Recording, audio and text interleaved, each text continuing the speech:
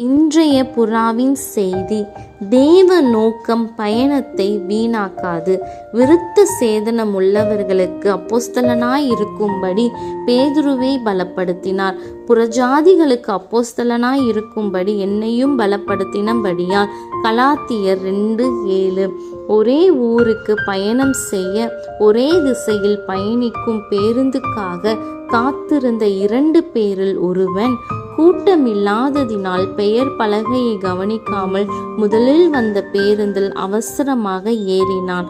அது அவன் ஊருக்கு செல்லாமல் வேறு ஊருக்கு சென்றது. பின் பல பேருந்துகள் மாறி வெகு நேரத்திற்கு பின் வீடு வந்து சேர்ந்தான். மற்றொருவனோ கூட்டம் கொஞ்சம் அதிகமாயிருந்தாலும் பெயர் பலகையை கவனித்து தன் ஊருக்கு செல்லும் பேருந்தில் ஏறி சீக்கிரமாய் வீடு வந்து சேர்ந்தான். 2 பேருமே பயணம்தான் செய்தார்கள். ஆனால் ஒருவன் பணத்தையும் நேரத்தையும் வீணாக்கினான். அடுத்தவன் சரியாய் செயல்பட்டு போகும் இடத்திற்கு சென்றடைந்தான். இன்றும் நாமும் கூட முதல் பயணியைப் போல நோக்கம் இல்லாமல் எங்கே போகிறோம், என்ன செய்கிறோம் என்று தெரியாமலேயே பிரயோஜனமற்றவைகளை செய்து காலத்தை வீணாக்குகிறோம்.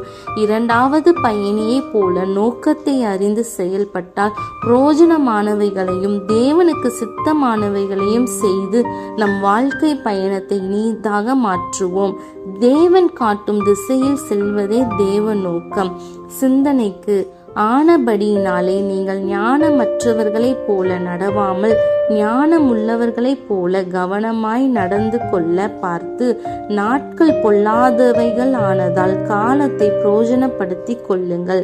நான் அடைந்தாயிற்று அல்லது முற்றும் தேறினவானேன் என்று எண்ணாமல், கிறிஸ்து இயேசுவினால் நான் எதற்காக பிடிக்கப்பட்டனோ அதை நான் பிடித்து கொள்ளும்படி ஆசையாய் தொடர்கிறேன்.